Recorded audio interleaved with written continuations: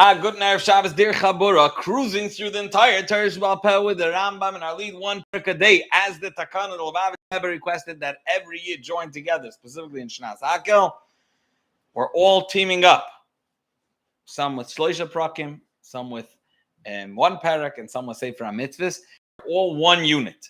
And actually, today we're going to discuss Perek Zayin in Hilchos Brachos, is going to discuss etiquette of the meal as you see in the thumbnail, and how is it connected to halacha. This is the minhag of Chachmei Yisrael, and therefore one has to abide by it, because Vayisim Nakim Bein Hashem Bein Bnei Adam, a person has to make sure that he's appreciated by others and respects himself in the eyes of others, because he is created in B'Tselem Elokim, in a godly image and a godly form. So let's see the minhagim of how one has to eat. I want to point out food, big deal. Okay, a person is dependent on food, and be'etzem, it should be in the Welt. Philosophers look down at the whole concept of needing to eat, being dependent on food, and therefore fasting takes a place in the world of becoming more elevated and ruchnius. However, a yid, when he eats, his food is dignified by the fact that he acts the way Chachamim have required, and therefore he infuses godliness even in the realm of food, and he shows in a respectful way that he's a neshama and a guf, even while he's tending to the needs of the body, his bodily needs, which l'chura seem to be affiliated with his gashmis. So that's not only by the bracha. Now we're going to go through that the meal itself. Zok the Rambam, min hogos rabbis. There are many customs and, so to speak, etiquette that have been instituted by Nagu Chachmei Yisrael B'Suda, they're customs that have been adapted by Chachmei Yisrael. B'chulun derech eretz. You should know that they are derech eretz. It's proper manners, and seemingly they're not straight up halacha. However, says the Rambam, one should act in that way. It's proper. And Zaktiram ve'eluhen, they are the following. When they move into, ease into beginning of Seudah, the one that washes first is a gadol shebekulan. He should be the one washing and sit down, recline by the table first, and not wait in the line to wash. And only afterwards the rest come in and they then recline. Now, the gadol meisiv barosh, the greatest person, the greatest of stature in Torah, learning and piety, he sits at the head of the table. And now the second one is below him. And what below means in this case is, in those days they would recline. So below him means closer to his feet, a level lower. However, how you shloisha mitas, what happens if at the head of the room there's place for 3 beds and there are 3 people of stature? So then gadol meisiv barosh, the greatest one obviously is going to be in the middle. Not you may have thought that he should have been at the left and then by his feet another 2. No, he sits in the middle. The second, in so to speak, in stature, in second in command, is above him, and the shlishi is below him. Right? It goes by his feet. Now halacha could be the above one is a little bit tilted. His feet shouldn't be by him. In any case, their feet are not by the heads; they're laying side by side, and their feet are like a cascade. But that's the order. Halacha base Baal Bais. Out of etiquette, the Baal Bais, the homeowner and the host, he's the one that breaks bread. Mevarach hamoitzi. And the first thing he does, he completes the entire bracha with kavana, and then only afterwards he opens up the challah. And that's like we said, because the bracha should be made on a shleima. And out of respect, we actually give the guest to lead the benching. And why is that? Even though it's an honorable thing to lead in the benching, it shows he knows how to make the brachas and he can be mighty others. But we want the guest to have the opportunity to bench the host. And what happens if they all live there? They all are the hosts. They today's day and age, they all took a hotel room and they rented a hall or whatever it is. Hagadol Shabem Boitzeya, the greatest one. There's no host per se, so therefore the greatest one in stature. He's the one that breaks bread and begins the sod of one. Baruch breaks the muzzle. He's the one that leads and breaks the muzzle. Halach Gimel. Whoever the one breaking bread is, and whether it's the gadol shebachabura, if there's no specific host or the host, he's not allowed to start cutting until they bring salt and lifton. Lifton is what you eat together with the bread, or the dip and the the spread, before every single person. Unless their intention is that they're going to be eating a lot of bread. So let's say they're sitting down for pizza. That could be a Michael of Chachamim, that's another question. But let's say they're sitting down for a lot of this type of pas, then they don't need to wait for salt for everybody. But if they're sitting down for a meal where there's going to be dips and there's going to be a course, so he's not allowed to start cutting until everyone is ready to get the bread and start eating, because otherwise it's going to be a choppy. One person's going to get the bread and is not going to start eating because he can't yet, then he's stuck waiting for other people to start, whatever. It could look off, and it could also it's called snowball into something bigger. He's waiting, they see other people eating, they think the soda started, and they're not bringing him what he needs, and he'll be embarrassed. Now, when he's cutting, he doesn't cut loy prosaktana. He shouldn't cut too stingy and too little pieces. He looks like he's stingy. The loy prosakdoyle, and he shouldn't cut a slice that's bigger than an egg, which is 2 kazesim. And it looks like he's a glutton. Now, Shabbos yeshlif tzoya prosakdol. Shabbos is the exception to this rule. He should cut a big piece for himself. He should start cutting from the side that's baked well. It means a harder part, not from the soft part in the middle. Mitzvah min ha'mofcha, the best and choicest way to do this mitzvah, to do the mitzvah of making a bracha, is l'ftei al kikar shleima. To start your seudah, even when there's no requirement for lechem mishnah, any given day you're sitting down to make a maitzi, to start on a shleima, complete loaf, whether it's shel sa'orim, whatever it is, it should be shleima. Now, im ha'isasham shleima shel sa'orim, you have a choice between a complete loaf, which is, however, of barley, so lesser type of a lower, so to speak, quality of flour and bread, or you have slices, you have chitim, which is of wheat, but it's slices, it's not a shlema. Then forgo the shlema, maneach shlema b'secha prosa. Sorry, maneach shlema b'secha prosa. You told b'secha prosa b'tzei mishtem. You put the shlema between the slices, so you see outside the meshubach, but really he's also being yaitza the concept of having a shlema, and then and kadesh yiftzah mechitim u'mishlema. He should cut together in the same time, aside from chitim, from grain, from wheat, and in the same time also have the milo of a shlema. Now, b'Shabbos v'Yom Tov chayil tzeh shtei kikaros. On Shabbos and Yom Tov zeichel aman, we for sure do on 2 kikaros, 2 loaves, and noitel shteim biyader v'tzeh achazem. He picks them both up and then makes the bracha on, and then opens one of them. Now, Habaytzeh, he could leave he should leave, or the way they say there's the Gemara describes, you leave a bigger one for Kiddush Rabbah for the next day. It means he just needs to cut one, doesn't need to open both. Halacha hey, Habaytzeh anais and prusa l'kol v'nei kol achad v'achad v'acher noitel b'yadoi. The Baytzeh puts a prusa before each person. One second. Habaytzeh, the person that opens it, he puts a prusa before each one. V'acher noitel b'yadoi. Let me see. The Rambam is ve'ena Baytzeh noisen b'yada oichel. The Baytzeh is not supposed to put it into the hand of the one eating. Rather, he's supposed to put it in front of him. And if the person is eating, he is allowed to take with his hand. Okay, that's v'acher noisen. Ellen kein hoya avel, unless he's an avel, in which case he does put into the hand of the avel. It's part of the sudas. It was called sudas havra. Now, vabaytzeya, the one cutting, poishid. This is all etiquette of suuda. Habaytzeya, who poishid yad of tchila va'oichel. The one that cut, he should be the one to start eating. Also shouldn't make a hefsek, but and therefore they should all wait until he starts eating. He shouldn't start eating until everyone has said amen.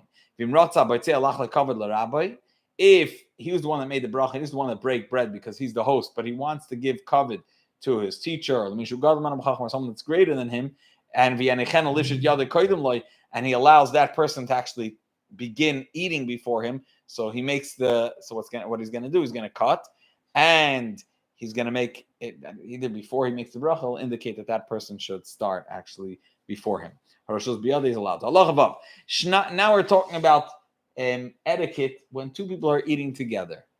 Do they need to wait for each other? In which case, do they need to stop because of the third person? So shnayim mamtinu l'zel zabakar. If two people are eating from one general plate or together, shloisha ein mamtin. Shnayim. So they wait for each other to begin eating. So one doesn't start eating before and who got more and all those stuff. But shloisha ein mamtinim. Three people, you don't wait for each other. Gamru men shnayim.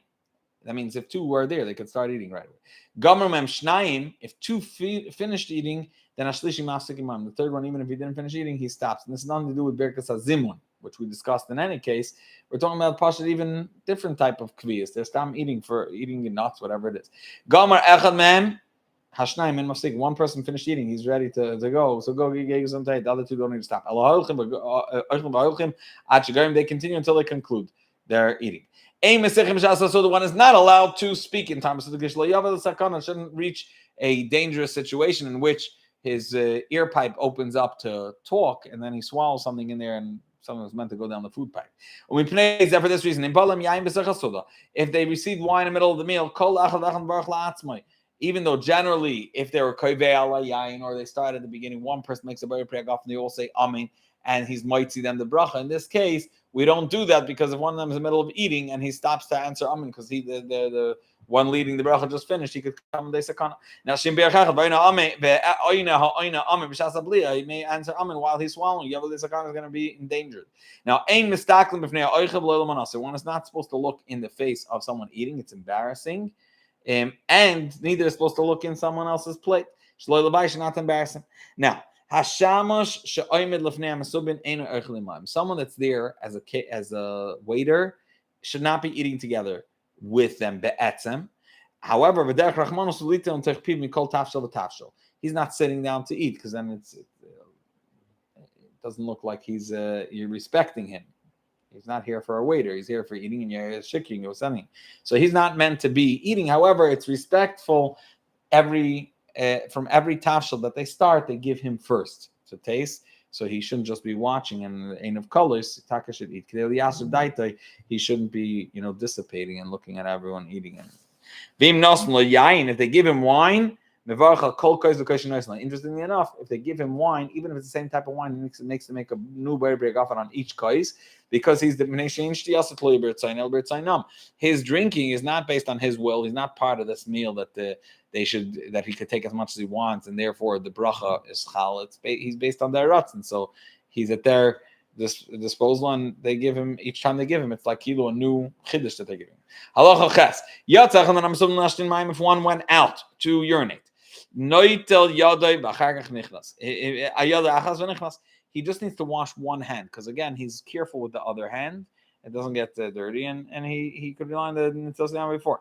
If he even didn't go out to relieve himself, rather he just went out to talk to his friend, he gets stretched for a while. He washes again both hands and rejoins the Su'udah. A very interesting din. If they sat down, they were Kaveh Su'udah for drinking wine. He sits down in his place, and he washes in his place, but facing elsewhere. He turns his face back to everybody, but he has to wash in the presence of the people by the Suda. Why? They may learn that he didn't wash his hands because there's no achila here, and we discussed out of etiquette he should wash his hands when he sits down. Halacha test.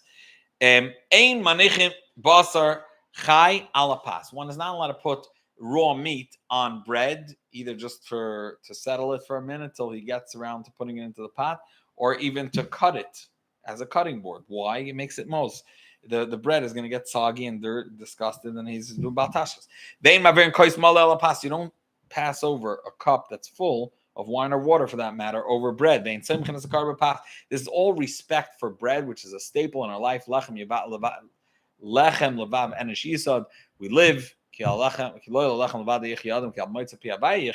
that's technically Bigashmus they should set that up. So ein soimchen as a ka'ara bapas. You can't prop up a ka'ara, this platter, so it sits straight. It's on a tilt, or it's missing one of the legs on a piece of bread.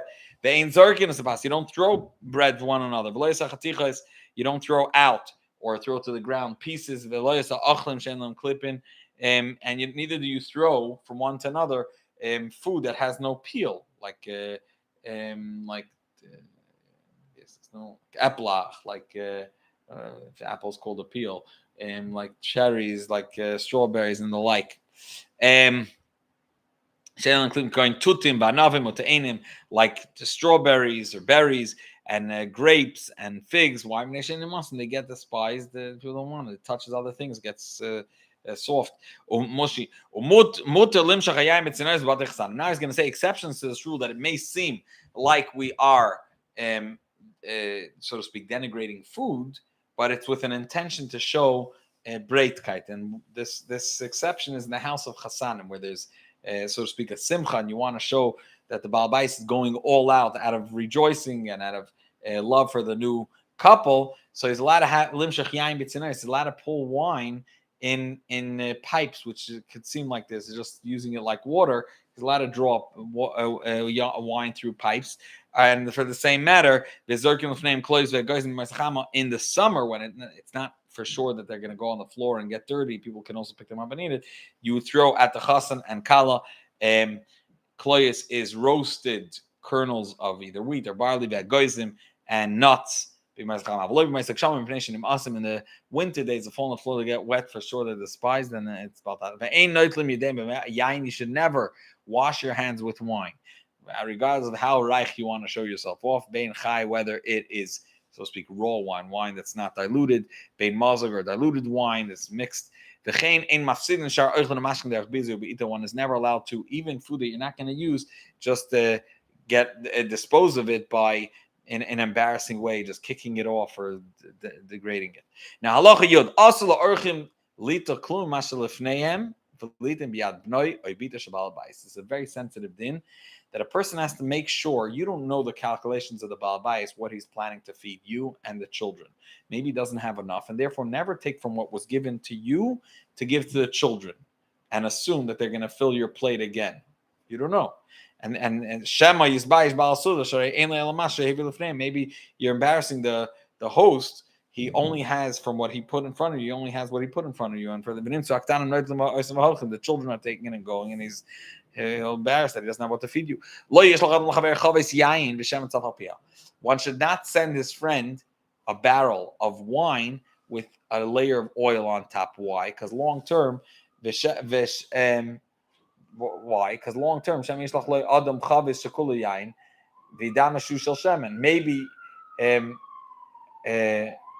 maybe you'll have a situation where a person sends a barrel of wine and he'll assume that it's shel shemen because he thinks that maybe there's going to be shemen on top, or v'shemen shu.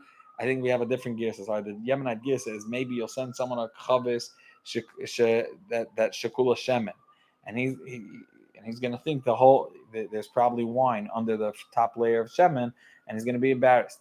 Bidama shehu shel yayin.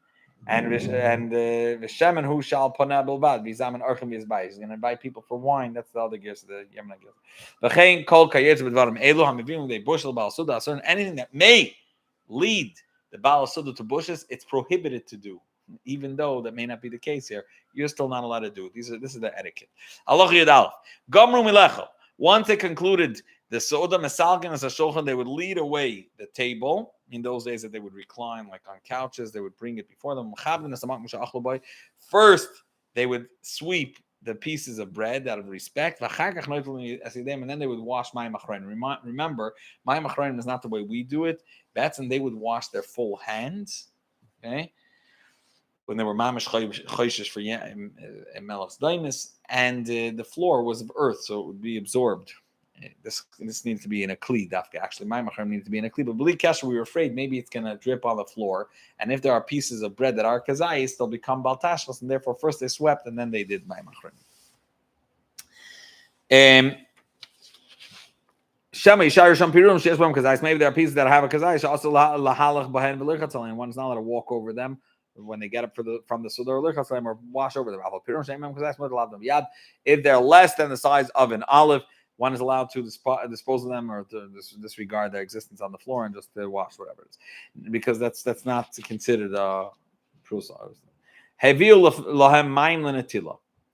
Who does my machroinim first? So we said already, my rishonim, you give the gadol subachabur, but my machroinim kolshem varch brek samazon who knows the yadav tchila, the one that you're giving to lead the brek samazon, he's the one that washes first. Kadesh lo yeshav agadol v'yadav mezohamois achiyet alacher, and the reason is because the one leading brek samazon, he is usually the most honorable, and you don't want him to wait with his hands dirty achiyet alacher until everyone else washes their hands. He'll be embarrassed. Everyone's ready, clean and ready for brek samazon.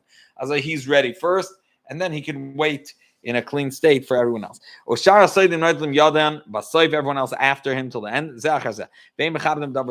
Once the first one is washed, there's no coverage. Just pass it on. Don't make cheshbon sugos first. When people's hands are dirty, that's not the time to be mechabed. The same deal, not when it's passing over a bridge. Whoever's there first, don't get into sakana. People just continue to be fluid. Move on onto the bridge or in ways. Everybody the only place where you could give honor is if it's an honorable entrance or a grand entrance of a Pesach. First of all, that's Roy Lemezuzah, which is obviously an honorable place. When the people are making an entrance, so then you let him go first. Other than that, just go with the flow. Halachiyat Gimel. Gamru litel yadeim.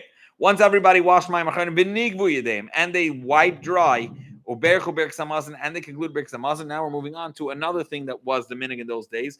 Heviul esam mugmar. They would make a boire isvei psamim. It would add a nice aroma, and I guess they would continue conversation. And mugmar can also be burnt in incense. They would burn on coals, and it would spread a good smell in the room. But in this case, I think they're giving psamim. So the first one to bench. He's the one that benches in the name of everybody, and everyone answers Amen. He's moitzi them. Now,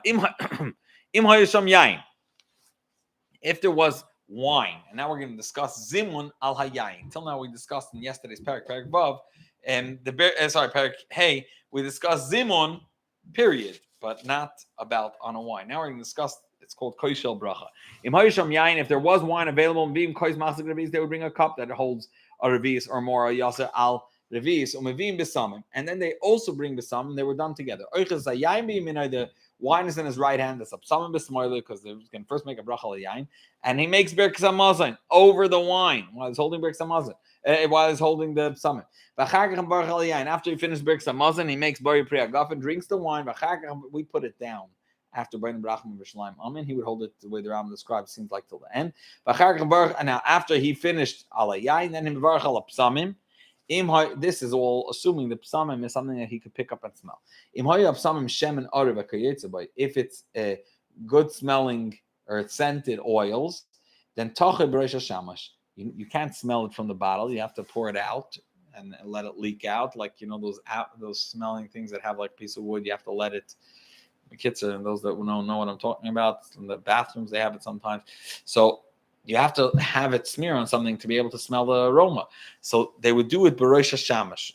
They put on his head a little bit, and it was out of honor. They would make the bracha over him, and the reason is because you can't. It's not respectful for anyone to have it on their hands. Chacham shouldn't be mevusam lashuk. Shouldn't be going out with the smell of perfume or chayshish for his nose and the like, and therefore. The shamash, everyone sees what's going on. They see that you're putting it on. If he was a Talmud Chacham, then tacha b'kaisel, in which case you spray it on the wall and you make the bracha kadesh lo yitz and v'osam l'shuk. A Talmud Chacham is never allowed to go out with v'osam l'shuk, even if he's a shamash. If he helped by the sudah. Final halacha for today. Halacha does havavo b'shein berk samazon tzricha yain. Even though be'etzem berk samazon you could do without a kais.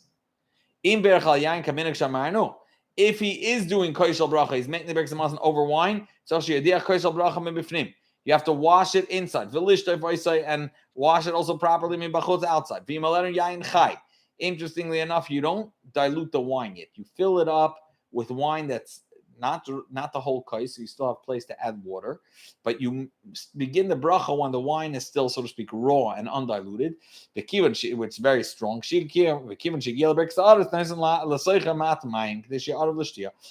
you did birkas the birkas haaretz, once you reach there, you add water. Why? Why once you reach birkas haaretz?